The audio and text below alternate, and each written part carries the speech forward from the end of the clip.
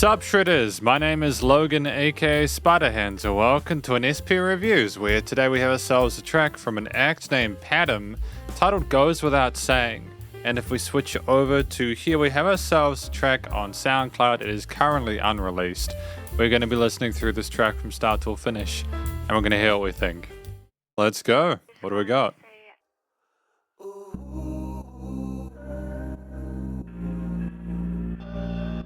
I like the panning of those instruments on the left and right. Really interesting sound design.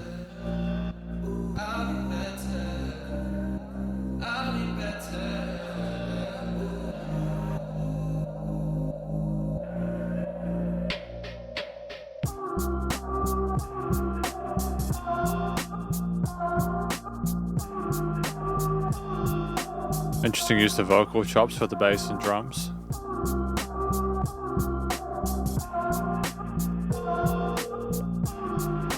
With telephone foley as well. Hi, I'm just calling to say that I love you. And I can't.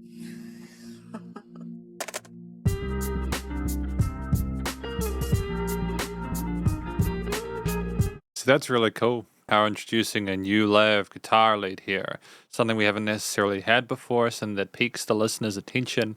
Keeps them thinking, what's going to happen next? Yeah.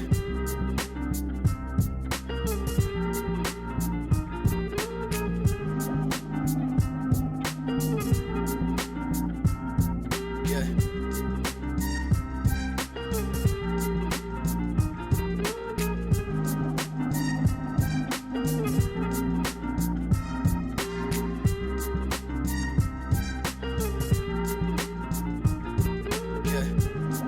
And those high little synth parts have an intriguing sort of sweetness to them.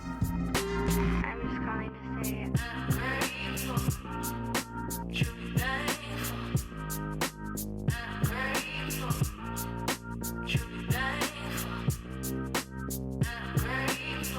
Is that I'm grateful that you faithful? Yeah.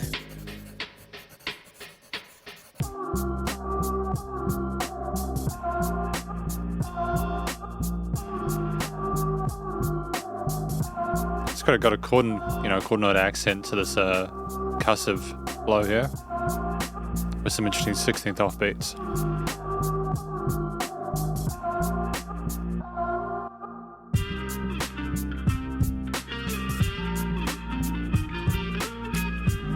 And we've got several different distinct sections which I appreciate. It's not all just the same. Yeah.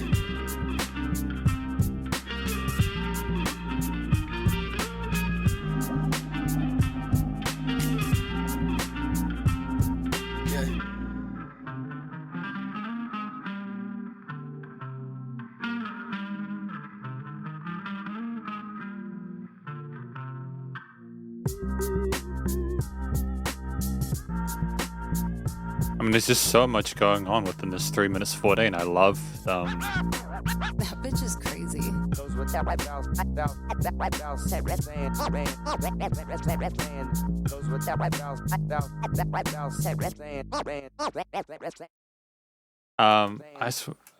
just wanted to catch it on the end there. I mean, like, I'm intrigued by this track. We heard the cell phone or the call on the phone talk about how like they love you and how they're grateful that you're faithful. And then someone goes, that she's crazy. Then goes without saying, and then we're kind of cutting it with the turntablism at the end there, which I thought was another really great new feature there. There's lots of little neat things being introduced as we go through the track, which really highlight and maintain and pique interest. We're going to talk about it more in the conclusion, but I just want to say off the bat so far, it's going to probably be a really positive, analysis. Because welcome to my conclusion of my review of this track from PatEm titled Goes Without Saying. Now, this song, what do I think it's about? I think it's about someone, like the feelings that the person has that they're describing over the phone, going without saying that they have these feelings, that they're grateful, that they're thankful, that they love them, etc. I think to comment further on it, again, I'm not quite sure how that, maybe it's crazy that the person feels the need to talk about them, I'm not sure. Maybe they're crazy in love or something like that, but it's just an interesting talk, like there's different angles you can approach. What I appreciate about the song is that there's not really set verses and choruses in the structure of it. It kind of forces you to imagine what the overall context is, to fill in the gaps yourself as a listener, which encourages you to use your imagination, which in turn involves you in the story. And I think that it's just really well considered. I like the different phone calls, bits of Foley in there. I thought that they always sounded great. It did sound like you're getting a phone call from someone. It was nice to have the vocals clear in the mix.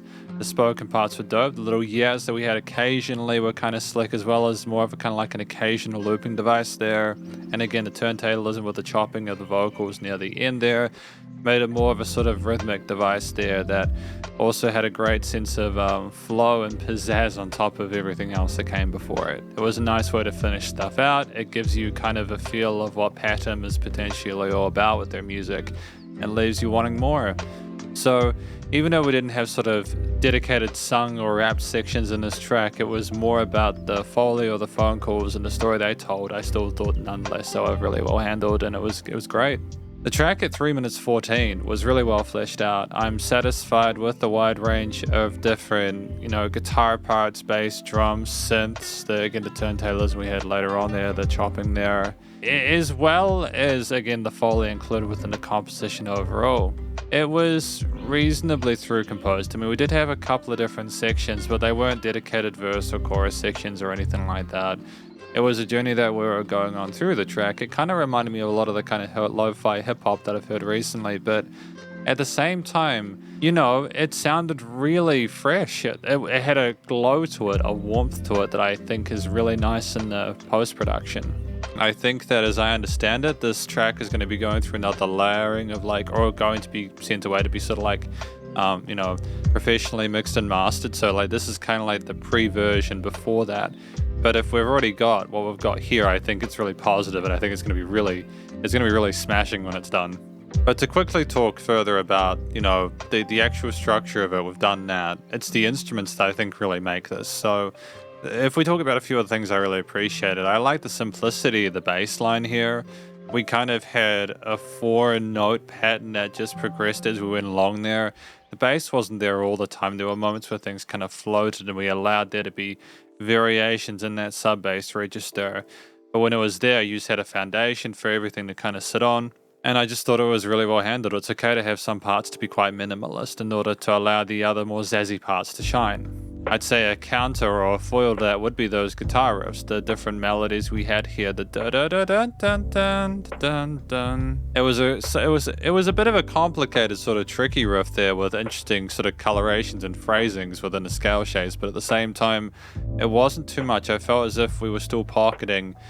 It was like I think we may have put that kind of guitar riff in because we wanted to, again, adjust from maybe the synths, the bass, the drums. Without having a dominant lead like a vocal in there, you can kind of miss a sense of direction, just sit there and vibe with it. But while that's totally fine, a lot of music does it. It can be good if you can go between and offer a sense of further pace despite the quarter notes, despite even the complexity of the 16th note grooves on the cymbal parts and stuff like that within the drum parts. It's more that I just think when the guitars came in, they kind of grounded the piece there. They offered a bit of sort of emotional complexity to the situations there. We weren't just playing triads, almost some sort of jazzy altercations there. It added a bit of classiness to it. And the cleanish tone there dictated that we weren't trying to sort of suggest too much severe kind of like angst or anything like that. It was more just a kind of an understanding that things were sometimes grey.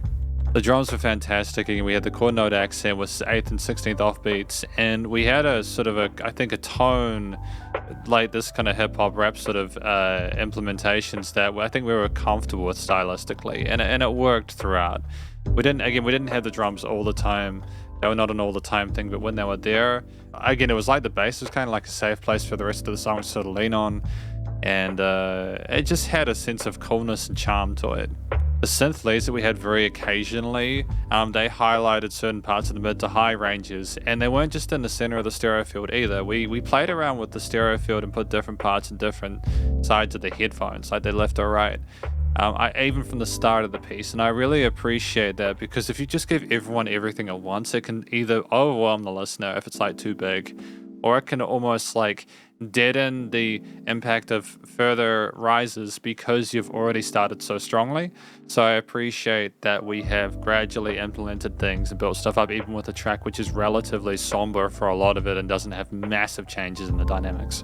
The motif itself, like with what I understand of like the lyrics, what I've heard about the story and everything like that, it sounds relatively chilled out and kind of almost ambivalent on what we want to sort of feel about what's being said. We have an extensions within the harmony there. We aren't just again playing triads. The lack of any sort of like harder sort of tones or intonations there sort of dictates to me that we're kind of almost like we're commiserating on it, or sort of maybe even ruminating on it. There's a sense of sadness with the chord choices we have there, with some minor intonations there, and ultimately I just think it kind of, even though we are, are grateful and they're faithful and everything like that, it's just still somehow a bittersweet experience. That's what I got from the chord progressions and the overall feel of the track. There weren't any bright sort of sparkly happy bits. It was mostly within that set. I just think it's really intriguing and it makes me want to sort of understand it more. But the studio recording, mixing and mastering with the understanding of the theme and how stuff fits together, I thought was great. It's a fantastic start if this isn't the end of it.